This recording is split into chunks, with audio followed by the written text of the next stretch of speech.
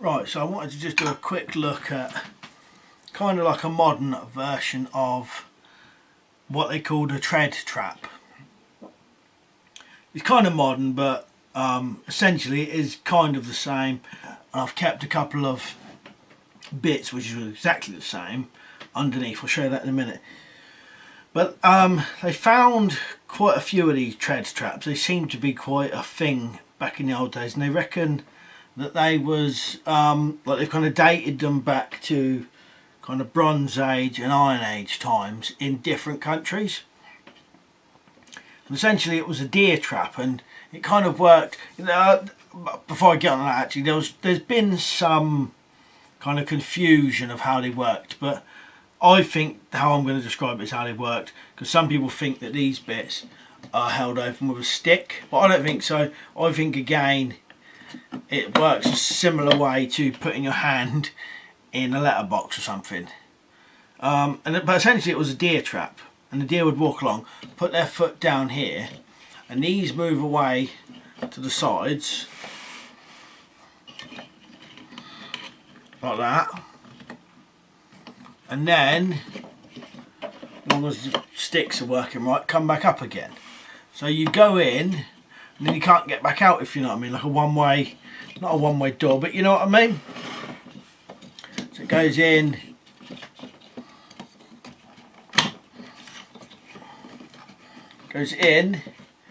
and then it works back on itself, and you can't get it back out unless these are pushed down. So on the back side, I'll show you what we've got, and I'll tell you why it's on this box. Because what you would essentially do is, this would be, it would have a hole underneath it, and you'd kind of bury it a bit, maybe put rocks on it and everything to weigh it down. I don't know whether they did tie them off, but if you was using a modern version, you'd probably be better off to tie it off. But underneath, that's what you got. And this was, I think this kind of thing with the sticks was kind of like how the original one was done as well. But the whole thing would have been made out of wood. To be honest, it was better made than this one. No nails or nothing. What I've got in these, the hinge parts, is nails going into wood which has been drilled. A couple of things I wish I'd done more on this one was these cutaway bits here for the sticks to sit in. I think they would have been better if they was a bit deeper, but we can always do that next time. And these, essentially these hazel twigs, are what make it close up again. So you understand the foot goes through, and some of them had spikes. I think some of them even had spikes which had bone spikes, or maybe animals' teeth set into them, and some had a hole. So when the animal's foot goes through this way, and it can't get back out because these are pushing back against it, and if it moves it forward it might get it back into this hole, and then it can't get it out because its foot's too big. So like I said, you would set that on a hole. That's why I've got it on the box. Another thing I should have done was, I think if you was going to make one of these and actually try and use it, this part here, the top part, needs to be longer. And I think it needs to be longer to clear these, because if you buried this now, you'd have to bury it to like there, this way up, but bury it, because there's not enough wood sticking out, you'd have to bury it to there and put weights on top of it, and that might hinder the two sticks. But you know, this gives you the kind of the mechanics of it, so you kind of get the idea. So like I said, very, very old trap, potentially, you know, right back to Bronze Age, Iron Age, I reckon, and found them in a few different places. What I will do is I'll put a link to a website, which is one of the only websites I've seen stuff about them. These other holes was for more string. I tried a few different things. I'd even tried tying them together like this at the ends, but that didn't seem to make much difference. It would have been alright if these parts here, as you can see, had been cut in deeper. But I didn't want to cut them again because I'd already screwed them, if you know what I mean. But I reckon you could make a completely modern version of this and probably actually use it. So like I said, it was intended for deers, and you probably put this on a deer's trail. It would come along, put his foot in, and then like putting your hand into a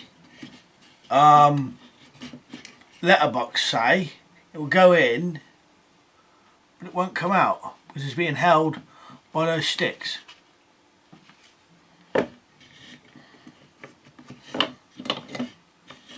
Occasionally, see, this one's just popped out a bit, so it maybe needs to be tied down tighter. I think this string is stretched. It needs to be tied down tighter, or these notches cut in a bit deeper. But yeah, so like a Bronze Age, Iron Age, modern version of a tread trap. Now, I may try and modify this more, make it bigger, and actually take it out, bury it in the ground and show you how it's actually set. But like I said, you bury it in the ground, cover it up, just apart from this bit. Maybe even put a bit of stuff on there. On a deer's trails, it was intended for deer. Deer would walk along, foot would go in. If it didn't get it in that part, it didn't matter, because it would probably wriggle and get it into that part, and then and it probably wouldn't struggle so much when it was a bit freer. But these would have to be really weighted down, rocks, you know, maybe bits of wood, like stakes hammered in to keep it down to the ground. And if I was doing it personally in a survival situation or something, or you know, crap hit the fan situation, trying to catch deer with it, I would tie this down as well. Right, yeah, so you can kind of see how it works, and that is essentially how the original worked as well. Not much different, but I'll tell you one thing, what was different, there was much thicker wood. You know, it was one really big thick wood, and it was quite a lot bigger than this. And it would have, and everything was wood. There was nothing, I don't think there was anything else what wasn't wood on it, unless, or not wood, but you know, natural materials, no nails or anything like that, so far as I know.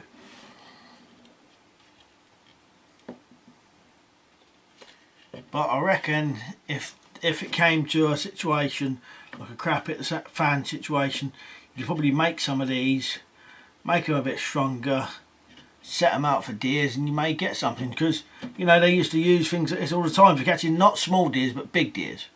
And apparently, I'd even seen on another video that some people said that they even used to catch bears in traps like these, but bigger, you know, much bigger. Right, anyway, so that's a kind of modern version, you kind of get the idea of it. If I remember, I'll put the link in the description.